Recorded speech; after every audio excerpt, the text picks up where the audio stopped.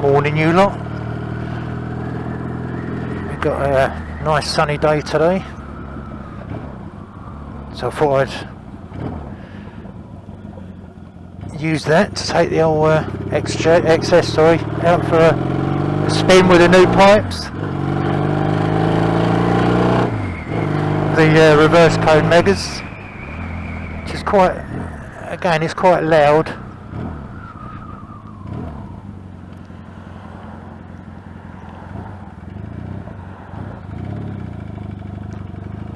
It does sound alright.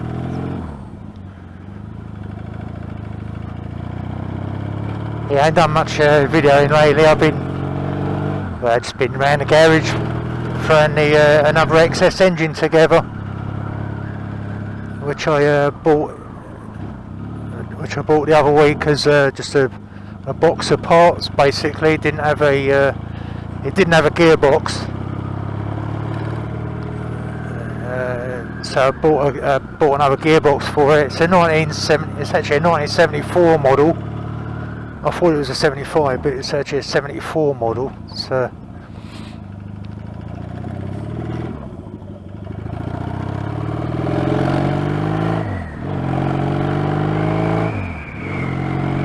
yeah, so I've been putting that together. Obviously buying the odds and sods that's missing. I mean, like I got a bargain the other day. There was anyone that owns an XS650 knows when your starter Bendix goes, it makes a right row, and it costs you an arm and a leg just for that little cog to fix it. So what did I find the other day? I find a bloke selling for 15 English pounds. He was selling all the starter gears, everything, the Bendix, the lot, 15 quid. When I got them delivered, it's like the gears were all looking new. Do you know what I mean? So I saved. Well, I think a new sprocket alone is probably about 60-70 quid, maybe something like that, maybe a bit less. But anyway, that was a right bargain, and I didn't realise. I honestly didn't realise until the last minute that he had two sets for sale. So for 30 quid, I could have got two complete sets of it. But somebody else snapped that one up. Don't blame him, to be honest. And there's another chap on eBay which is trying to sell a set for 75 quid, which is still on there. No one's interested in it.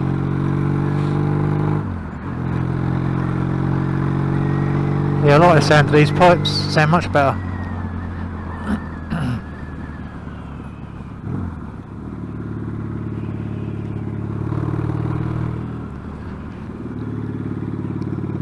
Yeah, so basically I've been doing putting the engine together. Really, I've just had to order another complete clutch for it because their pressure plate was missing for the clutch that come with it.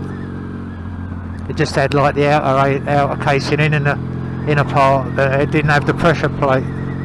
So I for the same price.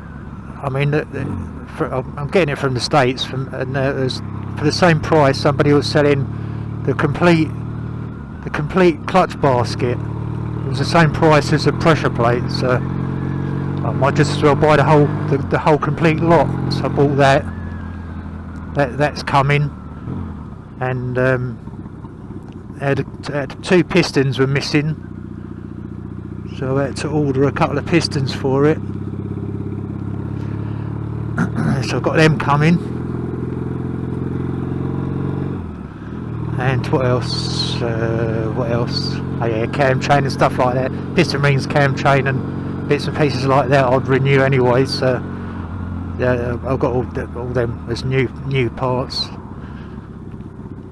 What else was missing?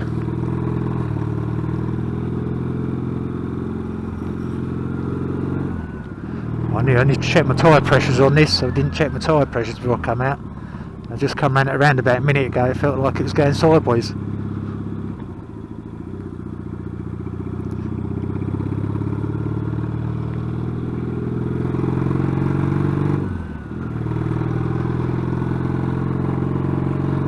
Could be the tyres as well.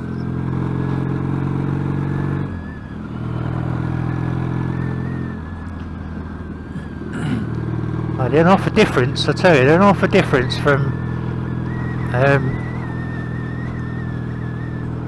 the feel of this bike from using the Dunstall pipes to these pipes. I mean, the Dunstall pipes is just holding the bike back so much. Mind you, I didn't try the Dunstall pipes off, I drilled out the ends, so I might even give them a go on the Triumph and see what the Triumph sounds like, because they sounded right on Brian's Triumph. That's another job to mess around with. I've got this engine that I'm building is going to go in the chop, so I've got to rebuild the chop a little bit in a way, and there is some welding to do on the frame, so I need to get that done and out of the way. And also I saw this seat on AliExpress. Made in China, this solo seat made of brown leather, and it was like really cheap. It was like 29 quid or something. So I thought, oh no, I'll get that. I mean, even if it is 29 quid, if it's a load of rubbish, I'll just whack it on eBay and sell it for the same price or something. But I got it delivered, right, and to my amazement, it's like a really well made seat, and it's a perfect shape as well, do you know what I mean? So that when you're sitting on the solo seat, you're not on my one I've got on the chop at the moment, you tend to sort of like slide off the back a little bit, you know, the way where the foot pegs are and the way the seating position, everything, you tend to slide off the back a little bit. But this new seat, it's got more of a lip on the back, do you know what I mean, to hold you in place.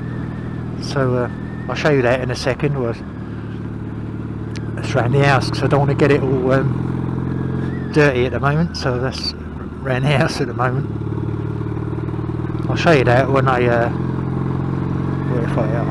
I'll remember.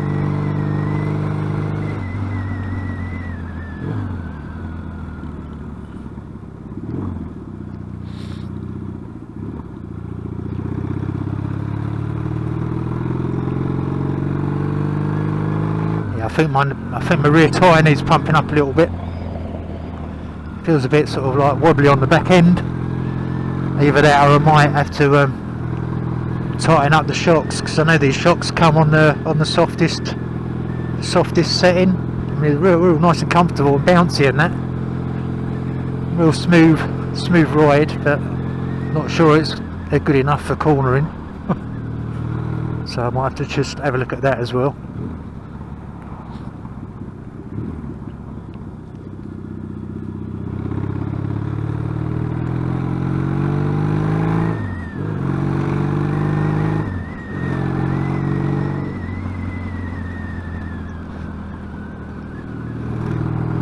Yeah, I like this bike. I like the feel of it.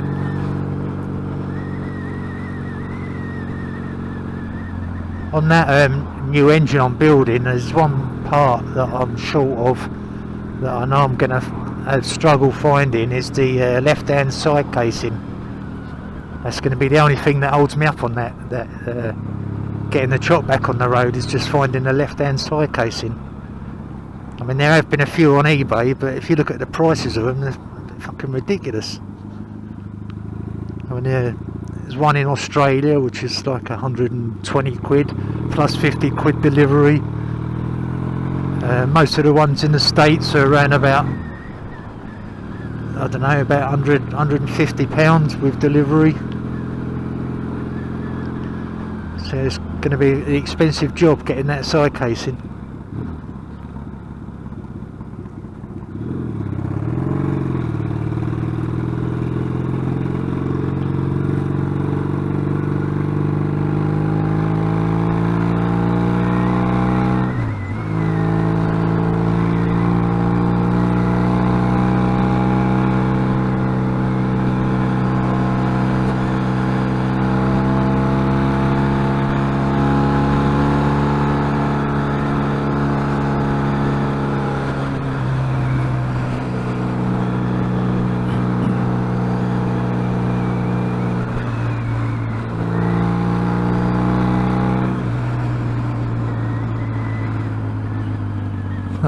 Bike goes alright actually.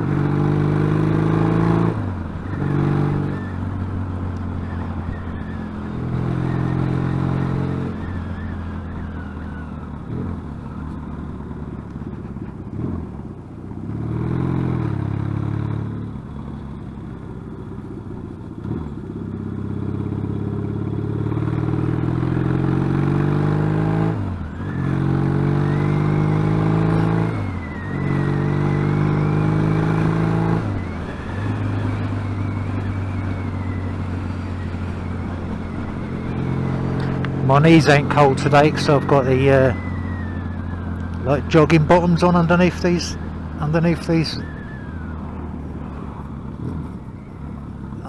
trousers. Fucking, it was too cold the other week.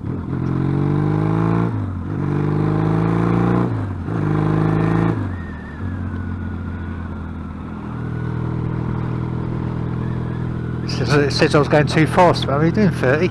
Maybe it's like reading the cars going the other way.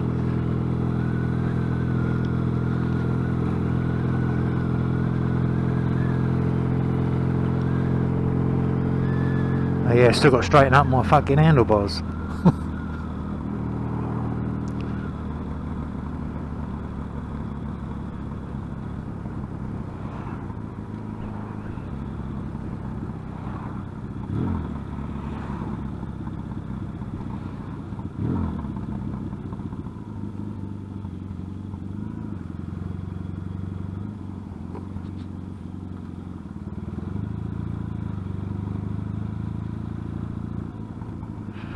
This clutch is so easy to use as well, and it's not stiff or anything.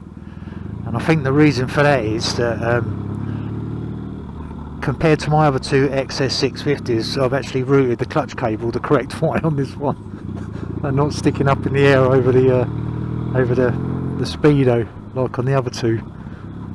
So that's another little job I've got to do on the other two, is reroute the clutch cable in the right position. I know mate John, he did mention it in one of my videos.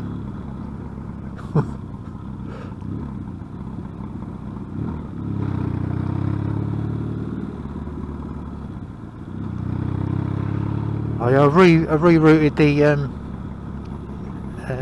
for those that have been watching the videos, when I was building this bike, I put a points selector switch in, because this has got a dual lobe cam. I can select which set of points that I want to use, and I had the switch on the headlight, and what I've actually changed it. I've changed the position of the switch. I've changed it to underneath the seat now, because the on this bike, right, I've got no light switch on the right hand controls, so I put a light switch. Look at this idiot, look. So I put a light switch on the headlight for the headlight, and I moved the switch for the points, the left or right points, selector switch under the seat. I'll show you that in a sec. Right, so here's how far I've got with the engine at the moment. That's all waiting for the clutch. So all this gears down here, which I got for 15 quid, which is a result. Yeah, it's got to wait for me pistons, put them in. I sprayed up the barrels there, they're all ready to go. The other bits and pieces, over there, all cleaned up, ready to go on. So yeah, it's got to need the engine casing for the other side, and then that can go back in a chop. That's for me bike being a bit wobbly on corners. The rear tyre had 6.8 psi in it, and the front was about 25, something like that, £25. So I pumped the back one up, and I checked the valve, and the valve wasn't that tight, to be honest, so I just nipped that up. So it's probably leaking from the valve. And there's me. Now I've got me headlight switch there. And let me show you.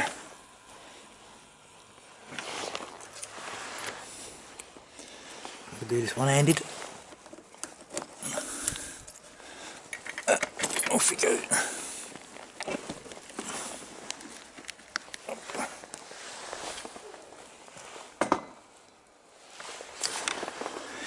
And that's where the point selector switch is.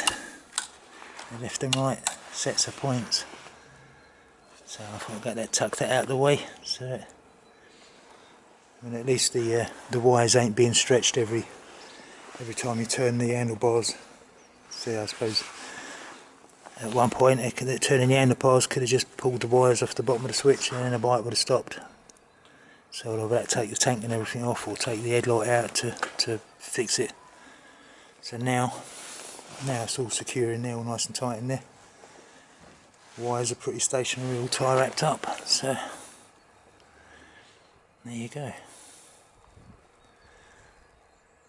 I've rebled the brakes. The brakes are nice now. Rear brakes lovely. That's that. Anyway, let me show you the seat for the chop.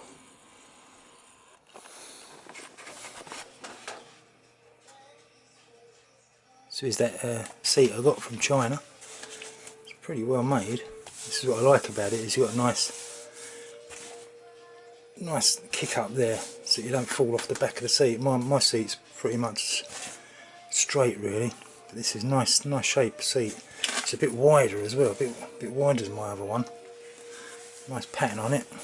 Could have got a black one or a brown one. It's leather on the back as well. So leather both sides. Yeah, very well made. I'm well impressed with that. 29 quid I think it was. £29. How can you? That's ridiculous. Look at that. It's got a bit of sponge in there, but who needs comfort on a rigid frame? Yeah, there you go. Anyway, thanks for watching, and I'll catch you on the next one.